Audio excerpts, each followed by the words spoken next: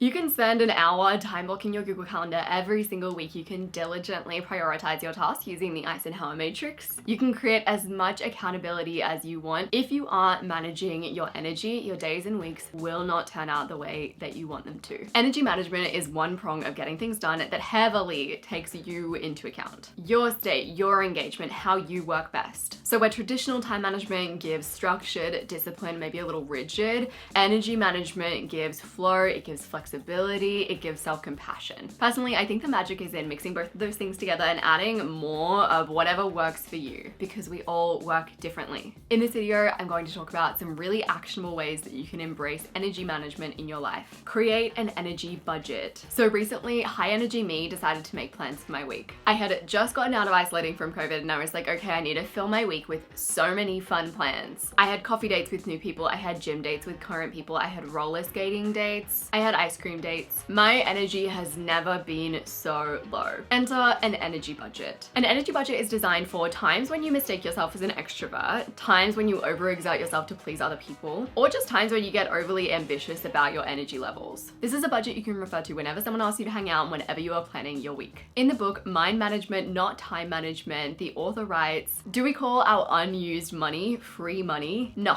we don't. Ironic in a world where time is money. Apparently, time is money when your boss is using it, but somehow it's free time when it's left over for you to use. Your time isn't for others to take, it's for you to design in accordance with your energy budget. One way to design your energy budget is to draw up a sheet of paper with 2 columns. In one column, you want to put your energy giving task. In another column, you want to put your energy taking tasks. With your list of energy taking tasks, you want to decide how much time you want to give to those tasks. So for example, if you're a low energy introvert, going to an event alone where you know no one, it might get 1 slot a month or 1 slot a quarter. Time spent at the shopping center might get 1 hour a week max. Maybe you're only allowed 1 plan per weekend day. When you are making plans, when you're being asked to partake in plans, ask yourself, does this fit into my energy budget? Go big on what you love, brutally cut everything else. Ramit Sethi talks about how you should spend lavishly on the things that you love and cut brutally on everything else.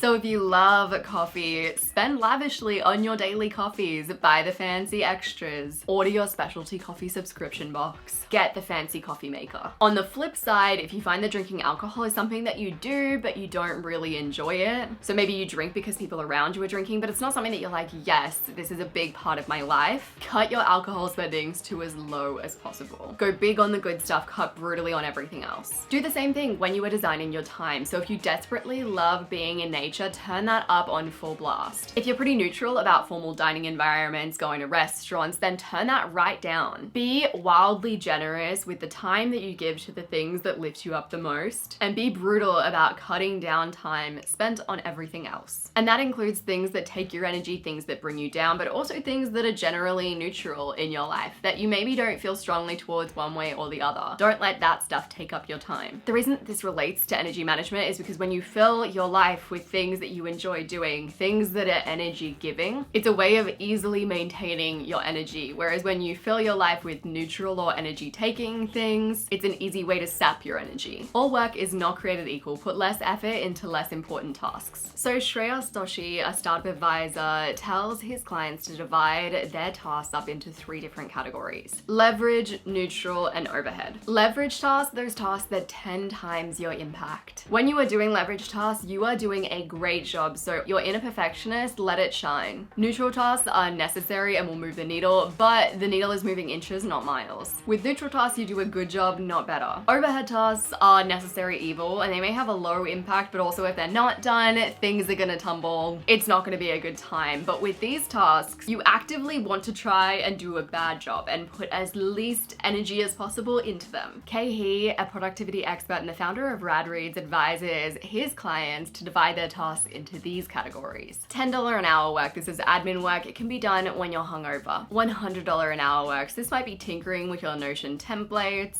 It can usually be automated. $1,000 an hour work. So this is work that is uniquely suited to your abilities. This requires deep work. Then $10,000 an hour work. This is work that plants seeds for the future. So it could be recruiting people, it could be creating standard procedures, implementing systems, designing your vision. This work is described as ayahuasca work, and obviously you're probably not going to be at ayahuasca level when you do this work, but you want to be at a really high level of energy and thinking. So frameworks like this make sure that you don't pour all of your energy into the wrong tasks, right? Like you don't want to be pouring all your energy into your administrative work. They also allow you to align your energy with your tasks. So when you're in a high energy state, you can pick those 10K tasks or those leverage tasks. And vice versa, if you're in a low energy state, you pick the low energy tasks. You're working with your energy. Don't use your energy on repetitive tasks. So this video is brought to you by Canva, where I have a bunch of templates like this and this and this and this that make managing my energy a lot easier. I can create all of these templates in bulk and then reuse them over and over again and get as much leverage from them as possible. So when I want to create a title for my video, I hop into Canva. I keep all of my stuff organized with the unlimited folders that Canva Pro offers and the 100 gigabytes of storage. I go into my titles folder, I find a title that I want, and then I edit that accordingly. Canva is so easy to use. There is no learning curve. I've used web-based video editors before and I have not been impressed. But Canva is premium. They know what they're doing. They've designed this really well. If you've ever struggled using Premiere Pro or Final Cut, Canva is like 100 times easier to use. You see Canva Pro used in my videos all of the time. It has so many beautiful assets. There's about 100 million plus that you get access to when you use the Pro subscription. You get beautiful stock photos like this that you can use to add textures to your stuff. You get beautiful videos like this, and there are also incredible fonts like this one and this one that you can use with your Canva Pro subscription. Canva Pro also has tools like the brand kit, which I absolutely love and is essential for me. You can access all of your brand colors in a second. There's also the background remover tool, which I use all the time on screens like this. It takes about a second to remove a background and it's so easy to use. It also has a content planner, so you can literally create your Instagram graphics within Canva and then schedule them. You can publish to Instagram, Facebook, TikTok, literally all of the platforms, even WhatsApp. And you can use the Pro Magic Resize tool to resize your videos and your images for different platforms. You can collaborate on videos, so you can add comments, you can approve things without leaving the platform. You can use Canva on web, desktop, iOS, Android. It's a very versatile tool. Tons of the Canva features are free, but for a low-cost subscription, you get Canva video and so much more. Team up and save with Canva Pro. For just $12.95 a month for up to 5 people, you and your team can unlock everything that Pro has to offer. Plus, you can get a free 45-day extended trial by using the link in my description. A 45-day trial is so long, so try Canva Pro for free today using the link in my description. Focus on slow burns, not heavy lifts. So this is a concept from Building a Second Brain by Tiago Forte, which is a system for organizing your mind. Slow burns over heavy lifts. So you know when you get a whole bunch of groceries and you decide that the best way to get them inside is to stack all of them on both of your arms, despite being a petite woman with very little upper body strength. So naturally you drop a bag, a few things tumble out. You decide halfway that you need a rest, but then it's really hard to get back up. Because you have so many bags, you just dump them on the counter in whatever order. Even though that makes it really inconvenient to unpack everything, that is a heavy lift. Honestly, I do think that heavy lifts occasionally can be good. Sometimes you need a heavy lift. But what heavy lifts do is they ask for all of your energy in one go and they leave you depleted. And because you're doing it all in one go, sometimes things get missed, they get left behind, they get skipped over. So Tiago Forte, the creator of Building a Second Brain, talks about how you should focus more on slow burns. What this can look like in more of a task context is slowly gathering things over time. So if you have a project, gathering facts, insights, maybe illustrations around that project, and you're slowly working on this project over time, when it comes time to put it all together and make it a final product or finally carry out the task, you've already done so much of the work and things just come a lot easier to you. You're managing your energy by making things easier to start, easier to complete, and not expending all of your energy through heavy lifts.